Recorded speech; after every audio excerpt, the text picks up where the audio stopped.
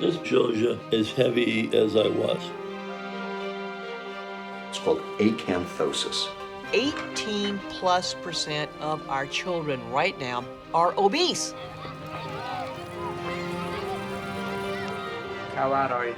About 280. If you go with the flow in America today, you will end up overweight or obese, as 2/3 of Americans do.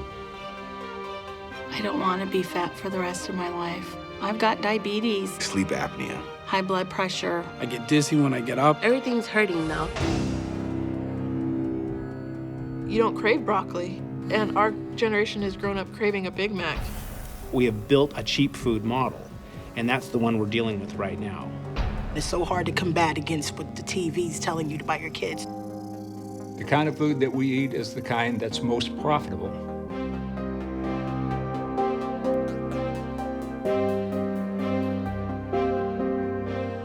Local and regional foods taste better. The weight of the nation is out of control, but we can fix that. How you like the market? Market mean everything for this neighborhood. We have got to come together as a country and really make this a priority.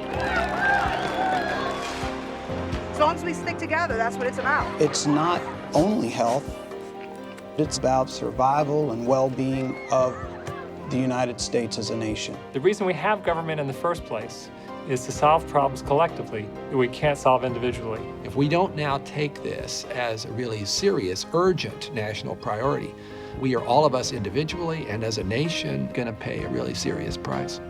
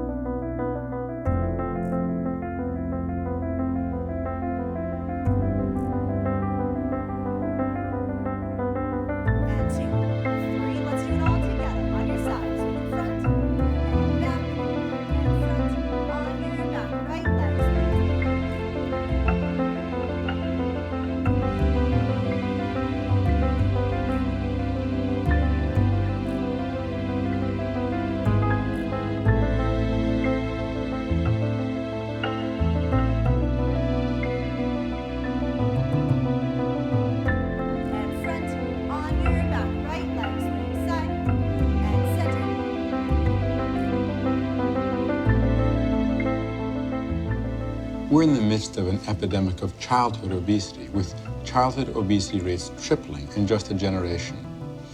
Children who are obese are much more likely to become obese as adults, but the health problems that obese children have start right then. The evidence is incontrovertible that children who are obese are at greater risk for diabetes, later hypertension and heart disease, asthma, a variety of other health problems.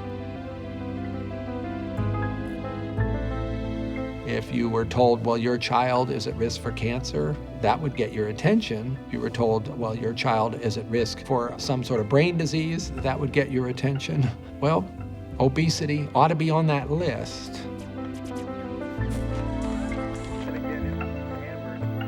Often parents feel like they're failures. They're not doing a good enough job to get their kids to eat well. And it's important for them to just understand that there are all these forces working against them. Your children are about to enter a world where they will be besieged by an industry that wants them to eat more. They will be thrust into a culture that fosters eating at every hour of the day, around every corner of every street that they go on. It will be very important to help protect them against those influences, to buffer them from it, to try to make the environment safer for your children. I'm afraid because of the rising obesity prevalence and its related cardiometabolic disorders and side effects and adverse effects, that this is probably going to be the first generation of children who are going to have a shorter life expectancy than their parents.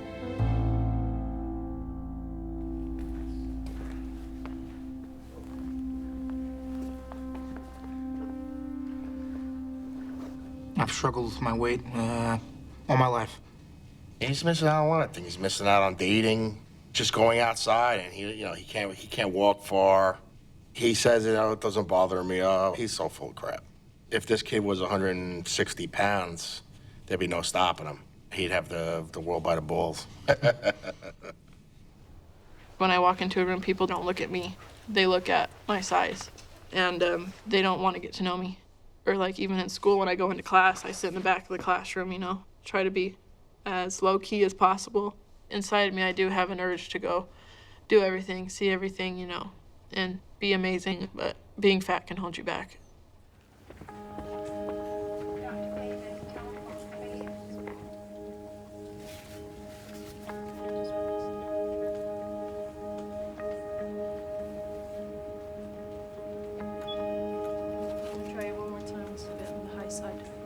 Increasingly, we're aware that obese children have many of the metabolic characteristics of an obese 25-year-old. They have elevated insulins, they have risk of becoming diabetic, their blood lipids are disturbed. Okay, lift your arm. It's important for parents to know that there are pretty significant risk factors for overweight and obesity in childhood. It's not just about their physical appearance, and we shouldn't be interested in solving the problem because of the way we think a child looks. It's much more important than that. There are pretty significant side effects from being overweight and obese in childhood. If we don't do something to prevent it, it's going to be full-on chronic liver disease or heart disease by the time they're in their mid-30s. We don't hear and look at what's going on under the skin. But biology is telling us that the health impacts of obesity are screaming inside. They're not silent. We just don't hear them. That looks like about a quarter of a plate. So last one is. How about 3? Yeah. Right there. We ignore the early years at our peril if we want to do something about conquering this growing epidemic of obesity in our society. 1, 2. You guys getting the pattern? 4. Out, heel down, and flex, toe down. My name is Sofia Scarpone. I'm 14 and a half. I'm 5'5" 1/4", and I weigh 191 pounds. Every day I go out there, probably the first thing they notice is that person's fat. I think that definitely builds a whole wall from them seeing who I actually am and what I actually love doing and all my different, talents. I would like to dance, but it's not realistic if I don't lose the weight. It's holding me back in every way from trying to pursue what I love doing.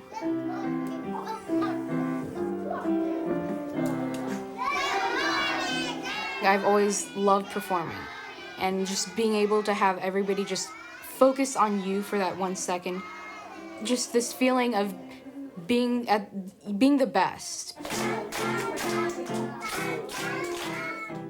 She was actually very petite, and it wasn't until I would say she was about 8 or 9 years old that I started to see a growth spurt and weight gain. It has been difficult, and I've seen how she has struggled and suffered from, the comments of her classmates and friends. My parents, they do definitely care about my weight, so they're always like, oh, Sophia, don't eat this, don't eat that. Only one portion. If you don't want to finish it all, you can bring it home. It's constant, It does definitely get very annoying. Small portion for you too. Good, Sophia, your plate. I've been trying to help Sophia on my own. I really think that she needs professional help and our help as a family.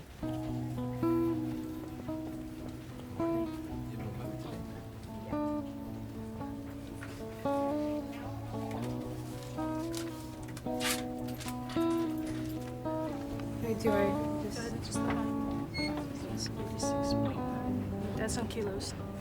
Shoot. Oh, she's getting big.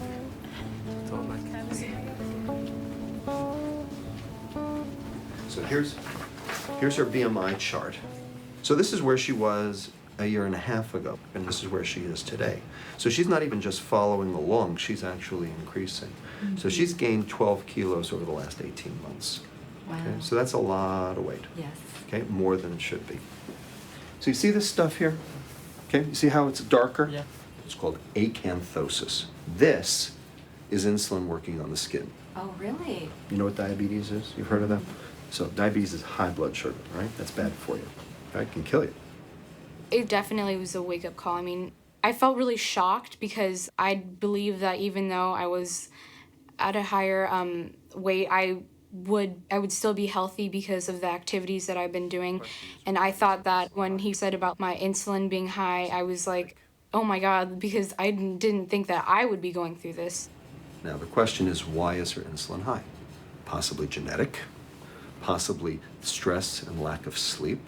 So there are a lot of things that are tied up in this high insulin. So sugar's where you start, okay? So Estimates are that 1 in 3 children born in the year 2000 will develop diabetes sometime in their lifetime. And this is a direct consequence of the obesity epidemic, and emphasizes that unless we're able to control this epidemic, we're going to have an abundance of chronic disease and disability. We never thought that type 2 diabetes would occur in 10 or 12-year-olds, but now it's not uncommon at all to see that. So these are serious consequences, and the tendency to dismiss this, or to perhaps even see it in some cultures as a norm, is getting in the way of recognizing this as a real public health emergency.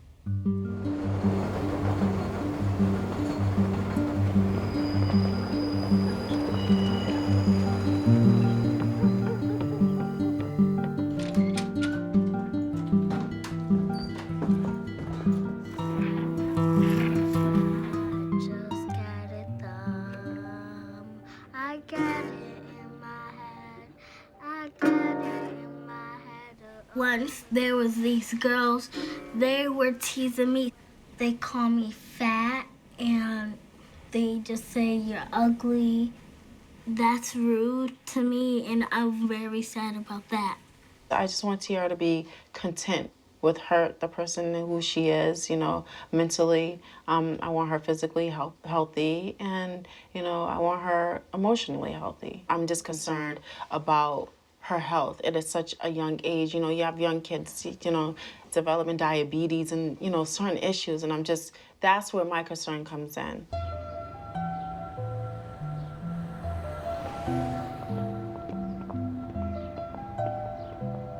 So we're gonna go to this room back here, and I want you guys to just make yourself comfortable.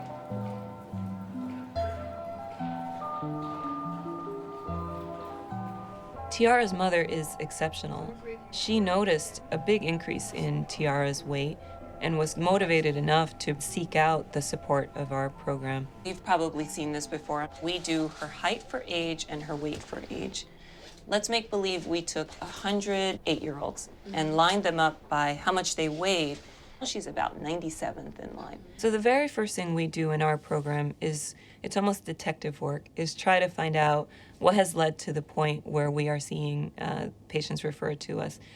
Tiara's case was very interesting. Right around the age of 4 or 5 years of age, she had a big increase in her body mass index, a big spike in weight gain. And for us, the very first visit is a lot of questions to try to get a sense of what happened. Tiara, do you have TV in your room? Yeah. You do? Do you watch it before you go to sleep at night?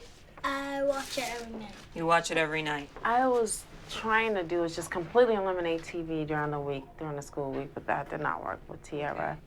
Having a television in the bedroom has been found to be associated with obesity.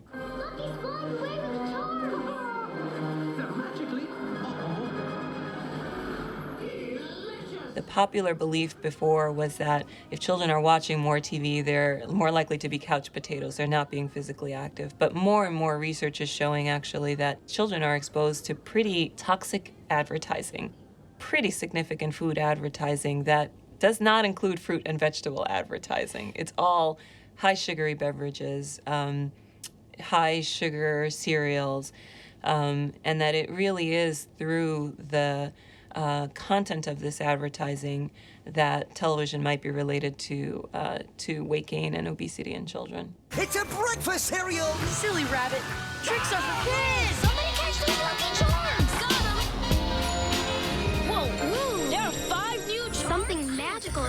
at McDonald's. So tasty. Kellogg's Fruit Loop cereal, part of this balanced breakfast. Ask your parents to go to chuckycheese.com to play it. Dozen marked boxes of Kellogg's cereal. With the Airheads Kung Fu Panda 2 6-packs. There's a very large research literature on the effects of food marketing directed at kids, and I think it can be distilled into 3 words. It's powerful, it's pernicious, and it's predatory. And these are very strong words, but I think absolutely warranted by the deplorable environment that's created to food marketing.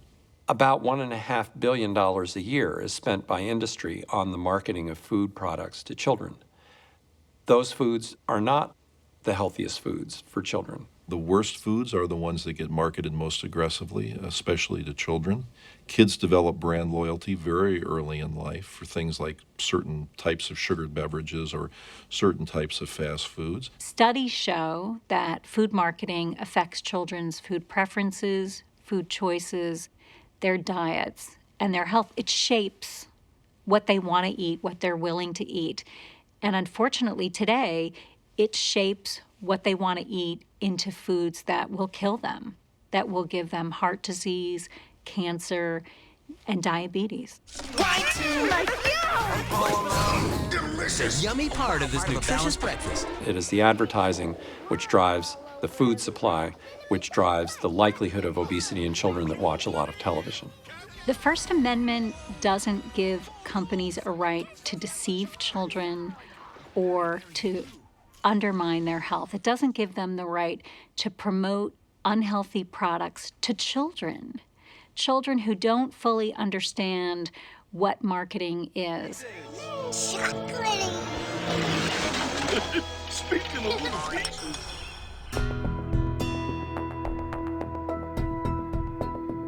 There's some suggestion that television ads for foods has gone down relative to the advertising that's available on TV. That doesn't mean that food marketing has gone down. It means that, indeed, marketers are moving to other venues. And even though online advertising expenditures is still a relatively small part of overall advertising, we're about to see an explosion of advertising. It's clear that public health and industry interests differ here. Industry's interest is in protecting the status quo because children are such valuable customers.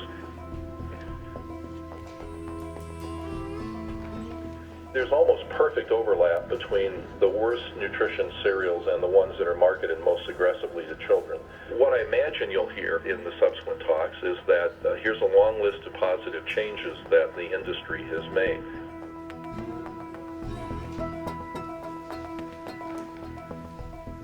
What I plan to do today is to show how self-regulation is meeting and responding to IOM's recommendations. The goal was to shift the mix of advertising to kids so it included healthier products. Now, 84% of cereals our participants advertise to kids contain no more than 10 grams of sugar per serving.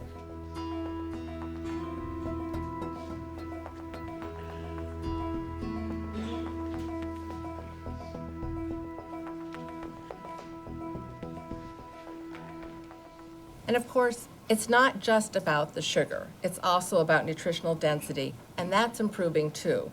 All of General Mills' Big G cereals contain at least 8 grams of whole grains. And last year, Kellogg's also included whole grains in 2 of its iconic cereals. Further, all of the cereals the participants advertise to kids include many essential vitamins and nutrients, and they're usually consumed with milk. Part of this good breakfast. Crave those crazy squares. Food marketing to kids is handled almost exclusively through self-regulation. The companies themselves define what is unhealthy food. For example, Kellogg says Frosted Flakes are healthy, or General Mills thinks that some of their sugary fruit snacks are healthy foods, which are clearly junk food. The best fruit taste this side of the Milky Way. While the boxes and the names still may be goofy but charming, what's inside the box has changed.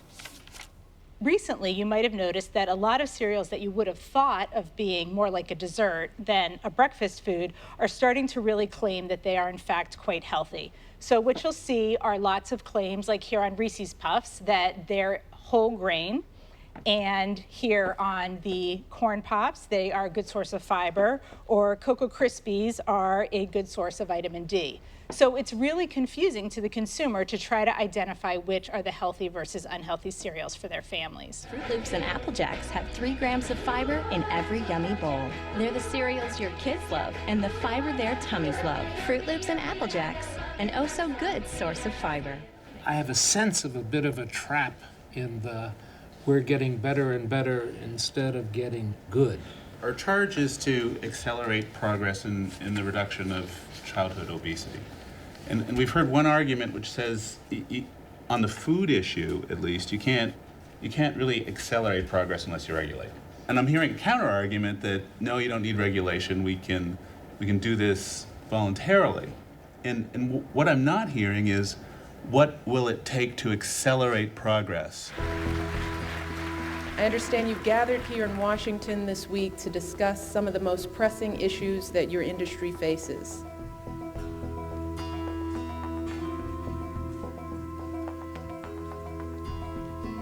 Now, I know you're all familiar with the statistics here, how childhood obesity rates have tripled over the past 3 decades, and that's really where all of you come in. That it's okay to eat unhealthy foods because they're endorsed by the cartoon characters our children love and the celebrities our teenagers look up to. So let's be clear, it's not enough just to limit ads for foods that aren't healthy. It's going to be so critical to increase marketing for foods that are healthy.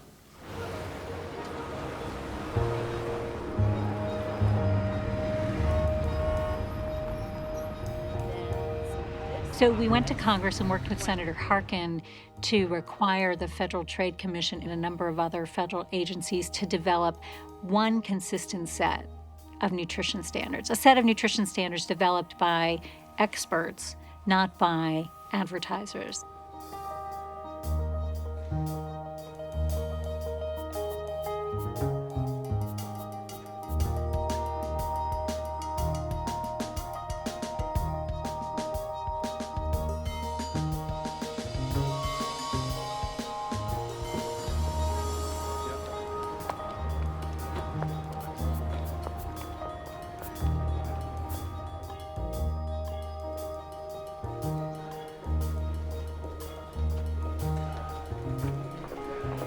Once they came out as draft standards and we saw how much pushback there was from the food companies, then I realized what a really good idea it was. These subcommittees will come to order. I'm pleased today to be holding a joint hearing on such an important issue. Clearly, the IWG's initial proposal went way too far. Frankly, we'd like to find out what you have been cooking up in the kitchen. Right now, I'm not sure I like the smell of it. Mr. Vladeck, you're recognized for 5 minutes. I'm David Vladeck, Director of the Federal Trade Commission's Bureau of Consumer Protection. Parents don't have an easy task when it comes to getting their kids to eat healthier foods. The FTC is committed to working with its sister agencies and all stakeholders to make that burden on parents less daunting. Before coming to CDC, I was a professor of pediatrics at Tufts University School of Medicine in Boston, and I'm a prior president of the Obesity Society and prior president of the American Society for Clinical Nutrition. The more television a child watches, the more likely they are to consume foods while watching television, and those foods are more likely to be the foods that are advertised on television. We don't need the federal government dictating which foods can be marketed to children. The government should stop pretending after all these decades that it has the answers, because it does not. So rather than being attacked for government intrusion or other such nonsense, we should be saying thank you, because I think your report helps all of us as parents and all of us as a country. I am Dan Jaffe, Executive Vice President of the Association of National Advertisers. The IWG, in effect, is attempting to re-engineer the American diet by declaring war on many healthy products. These guidelines need to be formally withdrawn and returned to the drawing board. The food manufacturers and advertisers are not going to change what has been working for them, because what has been working for them is adding to their profits. The overwhelming majority of products marketed to children are still of poor nutritional value. Industry doesn't even want a compromise. They want Congress to step in and kill the interagency work group. We think that this is a very radical proposal. We don't think that that's hype. We just think that's the fact. They were so unhappy to have a strong set of nutrition standards proposed by these federal agencies because they want to look like they're limiting junk food marketing without really having to do it. The IWG should completely withdraw these recommendations and do what they were instructed to do by Congress: conduct a study and report the findings to Congress.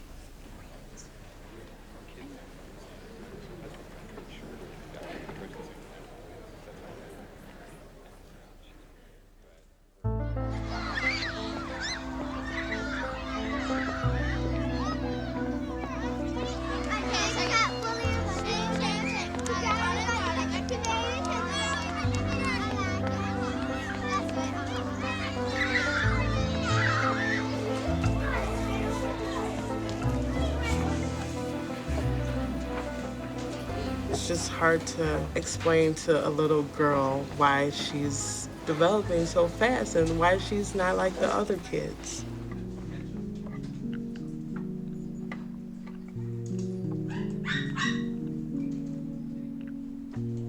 It's always been a stigma like, that'll never be my kid. But when it happens to you, it's almost like, it's kind of like life-changing. You understand that sometimes it's not a choice to be the way you are. For her, it's been definitely a challenge. A lot of the kids were just really mean to her, like normal kids would be, you know, just taunting and teasing her, you know. We've always instilled in her that she's beautiful and she's smart, and you're not supposed to let anybody create your self-worth. Let's see if I can race you on your scooter. Race me? Okay.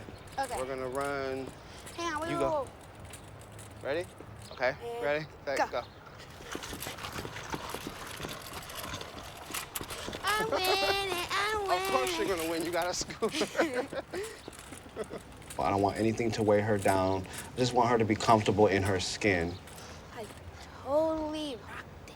She's already a positive person. She's very optimistic. She's very outgoing. So just want to keep that going.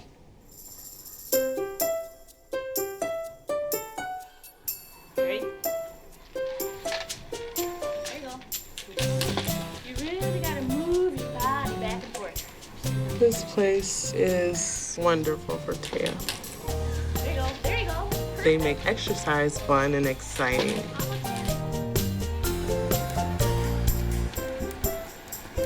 We both didn't grow up knowing how to eat correctly. Coming here, the dietitian kind of show us what to look for. We go by the calories and the sugars. Just do a little bit more research on what we give her. Seeing other kids who are in the same struggle as she is, I think that really helps to have peers who are not judging her.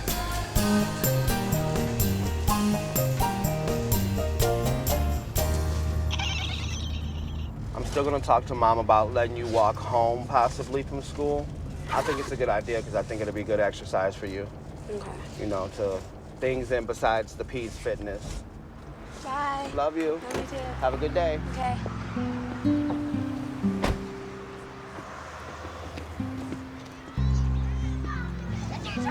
I take pride in seeing my baby enjoy life, seeing her healthy, and we just want her to be the best Taya she can be.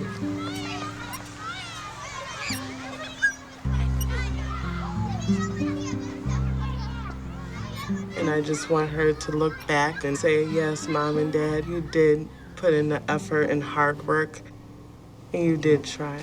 I just never want her to feel like we didn't try. Yep. All right.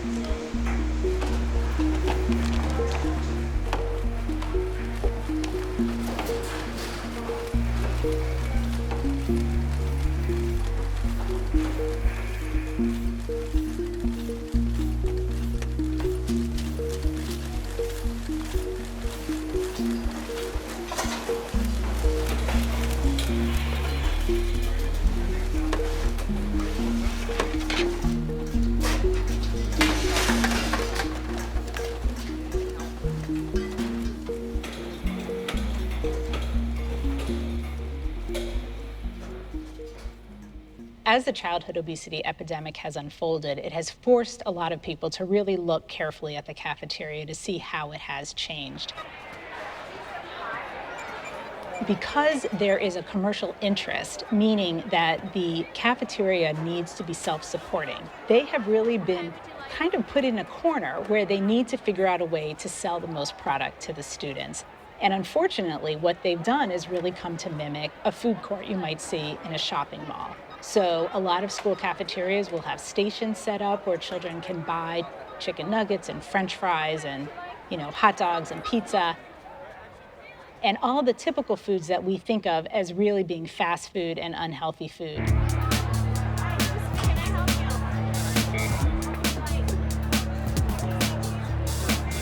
There are a lot of what people call competitive foods because they compete with the school lunch program.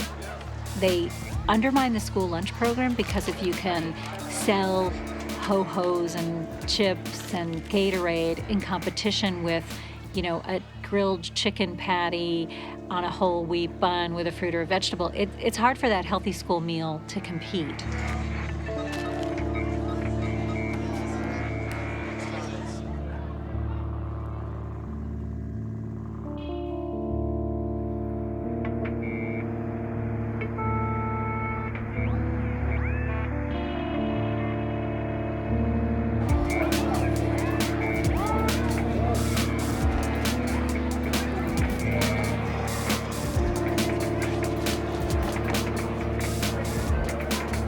Our school cafeterias are set up for efficiency.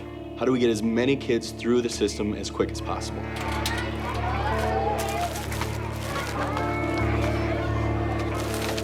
They don't have good food, they don't have enough time to eat. It's pretty dismal, actually.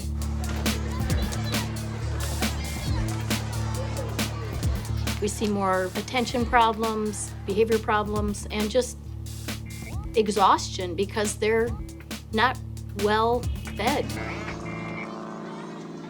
I do not eat the school lunch. If I eat the food on a regular basis here, I gain weight. I think sometimes as organizations we've looked at things that go fast. I mean, we have fast turnarounds, we have fast recess, fast lunch, and maybe we just need to slow it down a little and look at the questions that we're asking ourselves about our kids' health and nutrition. I think really what we serve them is more convenience for our central kitchen to mass produce it and get it out and where we just have to keep it warm. Today we're serving chicken strips. Each student gets 3 chicken strips, a third cup of fresh frozen broccoli, and an ounce of sharp cheddar shredded cheese. The chicken nuggets are bouncy and the pizzas takes 10 napkins to wipe off the grease, so I don't like them.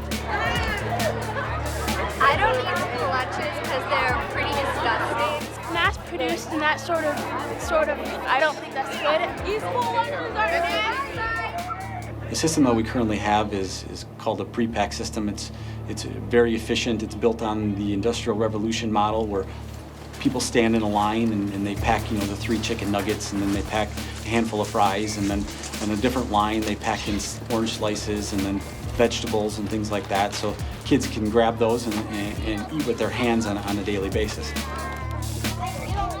They're responsible for my child when he is there.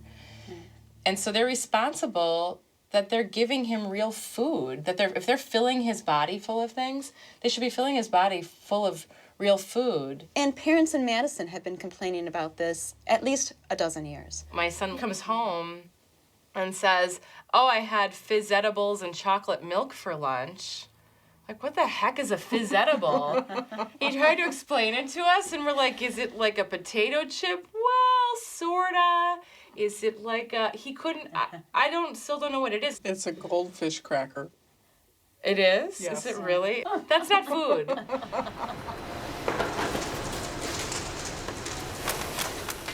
We need to rethink what is the most effective methodology to providing those meals to our kids, that pre-packed system, which it probably isn't anymore. I can imagine it's hard to balance all of those things, right? You have this pot of money, and you have this thing you need to do. And I don't think it's easy. I can't imagine, how it is that they will make that switch. But I know others have done it, and so I expect it. I expect that they will find, see the best interest of our kids, and they won't take the shortcuts. They'll find a way to get fresh food to our kids because that's their job. Food service in general for K-12 education is lowly underfunded for what expectations need to be for what we're feeding our kids.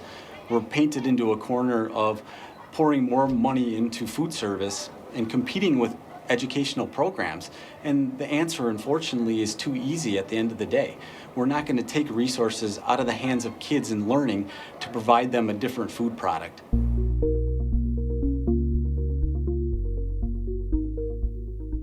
I'm a special assistant to the president at the Domestic Policy Council, and my role is to coordinate and facilitate the development of administration policy on a number of issues, including childhood obesity and the nutrition programs as well. The president will shortly be signing into law legislation that, for the first time ever, it will give the Secretary of Agriculture the authority to set nutrition standards for all food regularly sold in school during the school day, which hopefully will really change the food landscape within schools and really empower parents who release their children into this environment to know that when they're there, they will have good food to eat.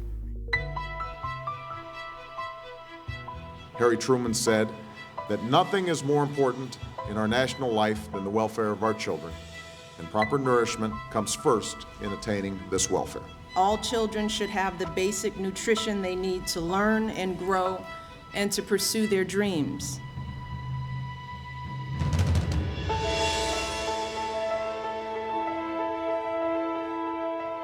The Healthy Hunger-Free Kids Act is the strongest child nutrition reauthorization I think Congress has come up with in decades.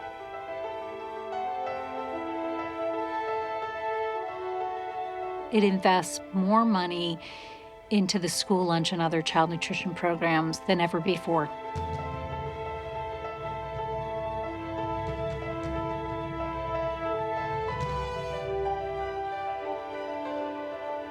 The Child Nutrition Reauthorization Bill builds on several reports from the Institute of Medicine, which have made recommendations about what the composition of those foods should be.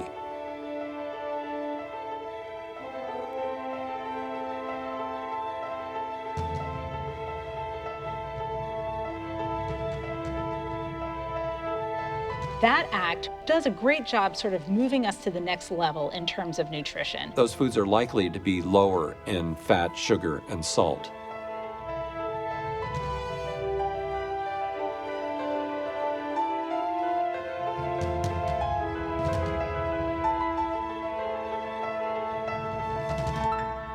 Parents have a right to expect that their kids will be served fresh, healthy food that meets high nutritional standards. Congress released a new spending bill last night that changes President Obama's plans to make school lunches healthier. The new bill keeps French fries on the menu at school. It delays a requirement to boost whole grains, and it calls the tomato paste on pizza as a vegetable. Under the current school lunch regulations, pizza is classified as a vegetable. The Obama administration recently tried to change that rule, but a new spending bill blocked new tomato paste regulations and kept pizza in the vegetable category. Changes were requested by food companies that make frozen pizzas and by potato growers. Nothing scares potato lobbyists more than Michelle Obama-like health freaks who might prevent them from putting French fries on school lunch trays every single day. Ah, it's not democracy, it's DiGiorno.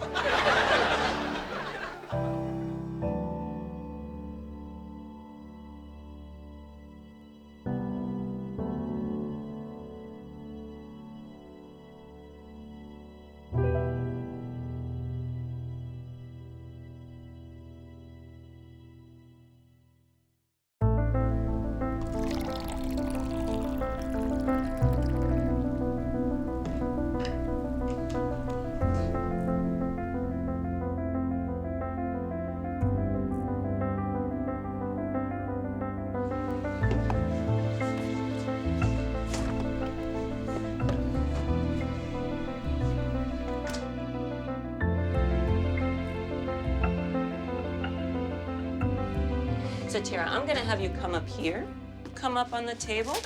Can you look all the way up, Tiara?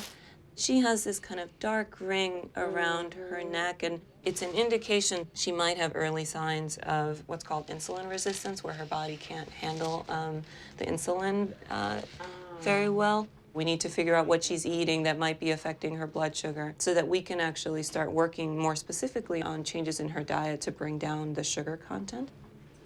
Tiara, what do you usually drink at home? Orange juice, apple juice. Okay. Any soda? Drink any soda? Yeah, I used to. You used to. And then what happened? Now she told me to stop drinking soda. Good. That is one thing you'll hear from a lot of us today is no soda. It's not so difficult to convince a family that soda really has no nutritional benefits.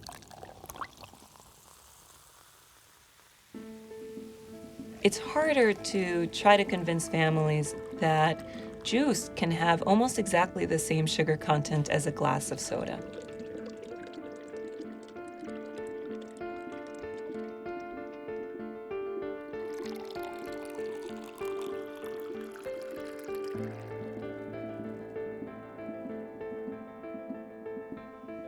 We're substituting juice for soda in so many different venues. Bill Clinton went to the soft drink industry to get them to pull sodas from elementary schools, and the soda industry agreed. And they have done that for the most part around the country. But why did they agree to that? The reason? Because the soda companies also own the juice and sports drink companies, and those are not included in the deal. So the only thing that's changed is that they've changed the vending machine.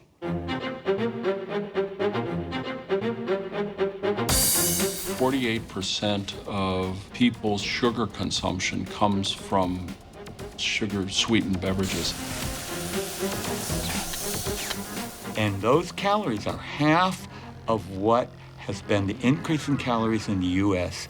in the last 20, 30 years. We need to reduce the sugar, do what we can to change people's taste buds to the degree that they will accept products with less sugar in it. New Kool-Aid Fun Fit. In 2010, children ages 2 to 5 saw almost as many ads for 5-hour energy drink as they did for Capri Sun.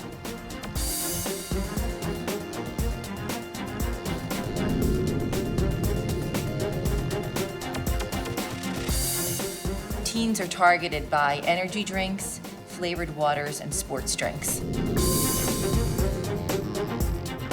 The American Academy of Pediatrics states that energy drinks should never be consumed by children or adolescents. So they're intentionally going contrary to what medical advice is, that kids shouldn't be drinking these, but they're marketing them more to kids than they are to grown-ups. If parents are going to help their children develop healthy eating habits and try to promote a healthy weight, they need to stop being undermined by the food industry, which is marketing the worst products directly to kids.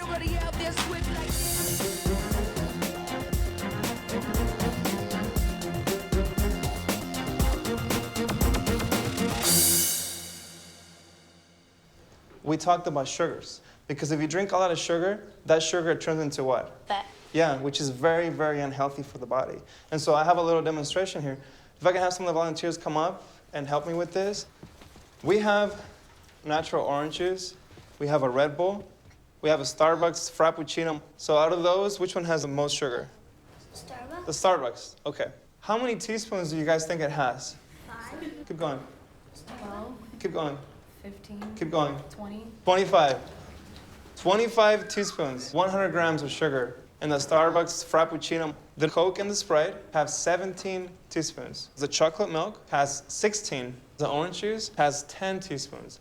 A lot of parents think, juice is good for my kids, it has vitamin C. It has a little sprinkle of vitamin C, but it has a ton of sugar in it. If you're only gonna remember one thing from today, is to just stop drinking juice, stop drinking soda. You guys don't need it. Changing what we eat and drink, making it easier to do the healthy things, that's the sweet spot for public health. We have to change for children what good looks like.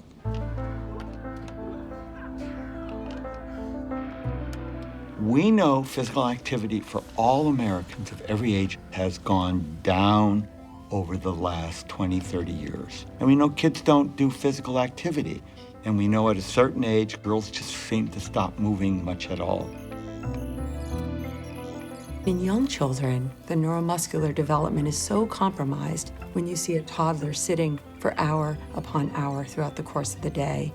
We're seeing 4, 6, 8 hours a day engaged in sedentary behavior. And the likelihood of them then engaging in a sport and becoming physically active as they get into elementary school is very compromised. My daughter got a computer, and she's on the computer, and she's communicating with her friends on the computer, so that's sitting in one spot. Actually, she has a computer, and she has a television.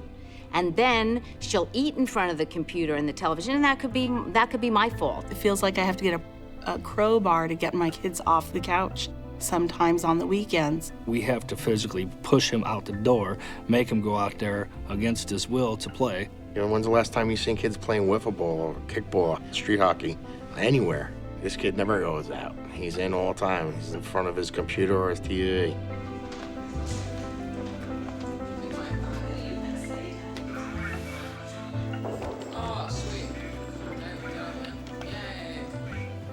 We tried every sport in the book to get Kaylin up and moving. Right now, where kids socialize is online, through Facebook, on games. I mean, his friend time is sitting in a chair with his headset playing a video game.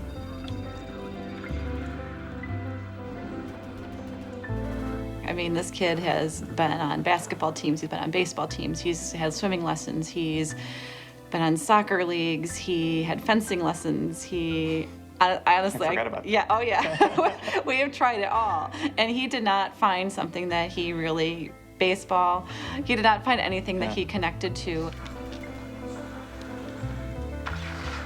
You'd never want to hear the news that things are less than optimal in your child's health.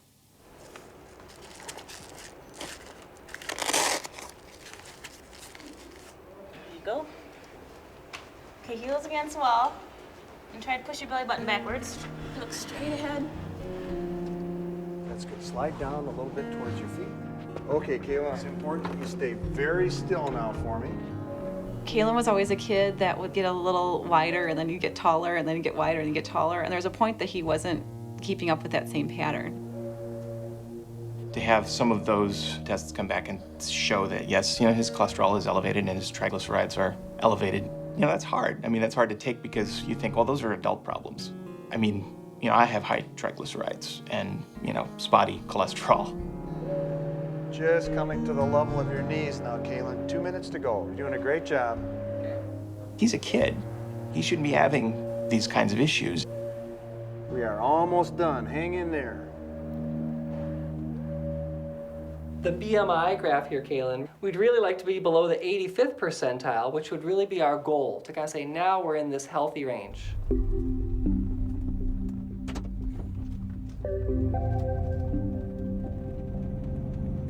"30 or 40 years ago, most children were able to walk to school. Today, less than 20% of children walk to school. According to the Women's Sports Foundation, in the last 35 years, the physical education system for children has crumbled. PE is no longer mandatory in most states. Many parents are afraid to send kids outside for unsupervised play, so they end up staring at TV and computer screens. It turns out that only 5 states actually require physical education, so more and more schools are making PE optional. All across the country, starting a number of years ago, schools began to drop PE. And in fact, today, only 1 out of 6 schools in the United States require PE at least 3 days a week. Many of us remember growing up in school settings where we had to change into our gym uniforms 3, 4 times, 5 times a week. That there's been a pretty significant change in that. In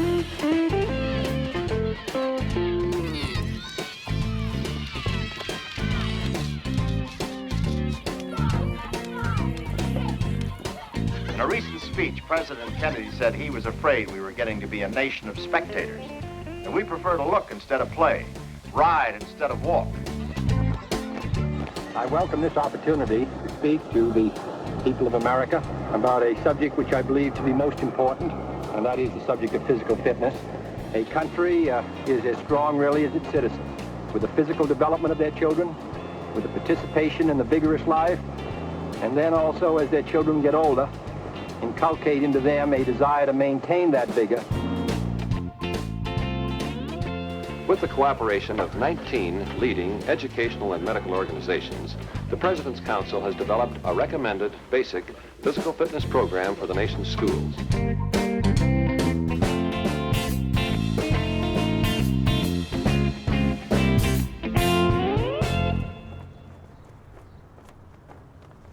Texas has the 6th highest rate of obesity in children. We're the 12th, basically fattest state in the country, and that has consequences. It's pretty well documented in the state of Texas, at least. If our population continues the way it's going, by 2025, private employers will incur an additional $30+ billion a year in health care costs.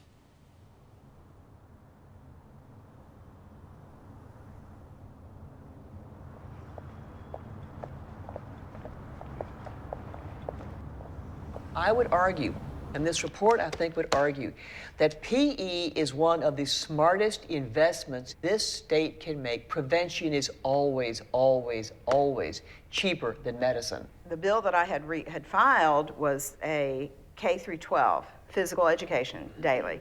I couldn't pass that bill.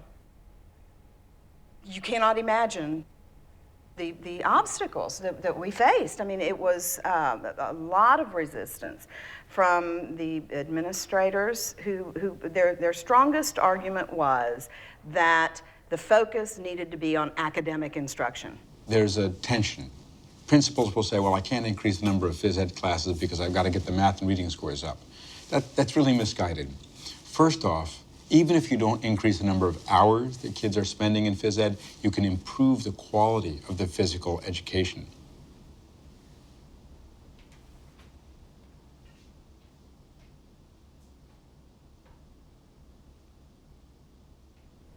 Do you think today, if you were to come back and file a new PE bill, and I'm sort of pushing on this because I went to 2 schools yesterday, I went to 2 middle schools, they have populations of 6th, 7th, and 8th graders who are already overweight. And only 8% of senior girls are passing, 9% of the boys, and they have fallen off the cliff. Well, our agenda was you get the kids exercising. You make sure that we've got an atmosphere, a structure, and a culture where they're getting exercise every day. And then it's about calories in, calories out. We're still trying to get it re-implemented in high schools. From the economic perspective, which is what obviously is my focus, if we have a trend line going in the wrong direction, more obesity, more overweight, fewer kids able to pass a fitness gram, then I would say to the legislature, we're going to have a productivity crisis. Last one. Keep up the hard work. Martial fusion, short, cardio workout.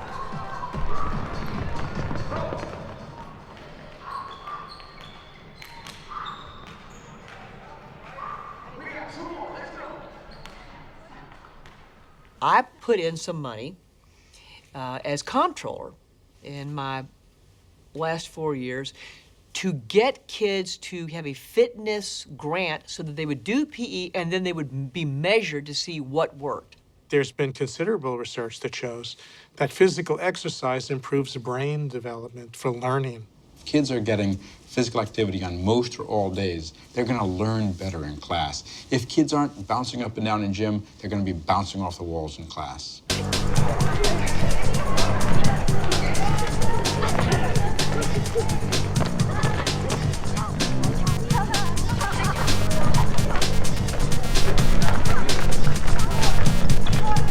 You all have been working really hard. You've got daily PE here. What improvements, if any, are you seeing in these kids? Total improvement. I mean, the kids understand and have become, I would say, accountable for their own level of fitness. I'm just thrilled to see them running. I love the Got Sweat shirts. I think that's all fantastic.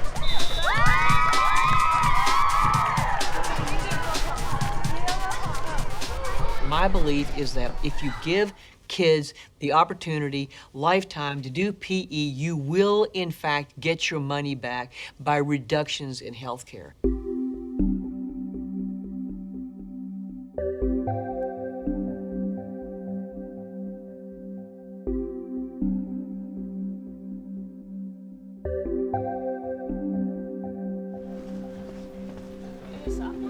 No, I'm 8th grade. 8th grade.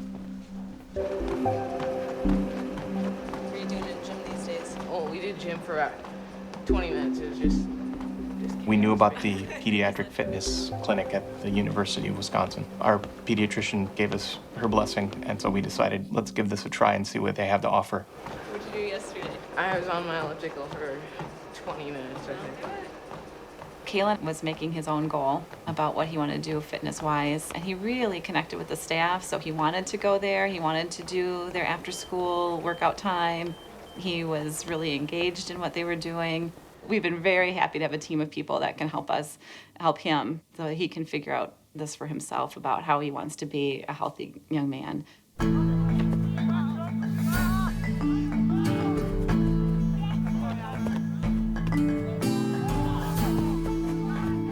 Kalen's found ultimate frisbee after school and has really latched onto that as something that he enjoys. Having him be more aware that he needs to be more active, that there's a direct connection between activity level and health, seem to be on the right trajectory. Okay, Kalen, come on up and take a look. Now, one of the most important values on here for us is called the percent body fat. That tells you what percentage of your body weight is fat. Most important to us is how much muscle is there and how much fat is there. The scan that's on the screen now, Kalen, is when you were 11 years old, 8/6/2009. When we first met you, we did your first scan. The one I hold in my hand is the one that we did today. Let's take a look at some of the changes. This is your muscle. Total lean mass back then, 28347 before. Let's look at today, 39517. That's great. Huge increase in muscle mass. Let's take a look at the percent fat mass. Our goal was that it didn't go up. Yeah. Remember that?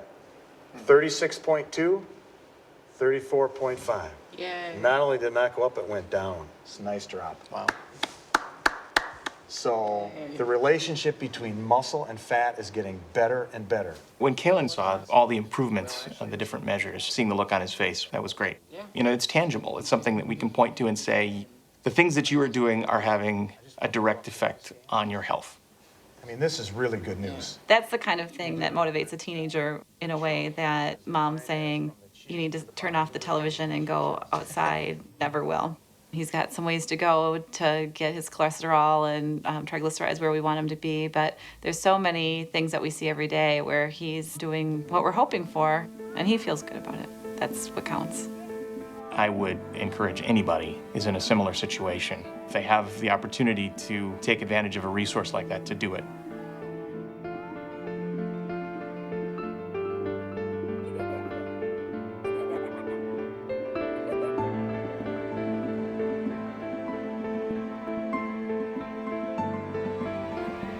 Tiara, she lost weight and she's more active at home. She's not watching as much TV. I tell her, we don't say can't. We don't say I can't do this. It may be difficult, but if one person has done it, you can do it too. I'm involved and I want to educate my daughter. I think it's harder for Tiara because I think she has the knowledge but not the understanding. You know, she knows that there's a issue with her health, but she doesn't understand the long-term effects of it. And that's fine for right now. As long as she knows and I can just say to her, you know, Tiara, healthy, unhealthy, that's good enough for me. The child hasn't created the environment in which he or she is living. The child hasn't grown the foods or marketed the foods or decided which aspects of the sort of food distribution system are going to be, you know, active in their community. The child doesn't decide where parks will be situated. The child doesn't decide how much education they're going to be able to get about nutrition and active living, you know, in their school system. The obesity crisis is a moral challenge for us as a society, but fundamentally at the root of it is the question of what kind of society are we? And what kind of environments do we owe all of our children? We've got to develop a multi-sectoral, multi-component program that addresses sugar drinks, that addresses physical activity, that addresses physical education in schools. Government has a responsibility to act, but they're not the whole answer. We also need companies to step up, to reformulate their products, to change their marketing practices, to make healthy options available in restaurants. Families have a responsibility. We all share in this responsibility and all need to do our part. Obesity will crush the United States and we will fade in the rear view mirror in oblivion. We could have done something different. We should have done something different. And we lacked the moral fiber and love for our children to do the right thing. It is much better to prevent these problems than to try to fix them later, to wait, to not intervene early, and to deal with problems after the fact is basically sentencing some part of the population to a less healthy and shorter life. What a tragedy. After all of these years of building up our health care in a circumstance where people are saved from premature disability and death, we could turn that all around. We could lose all of those gains. It could hardly be more serious than when you think about it in those terms. Do you want your children and your grandchildren to inherit a society where their hopes for a long and healthy life are not even as good as yours were? That can't be the right thing to do.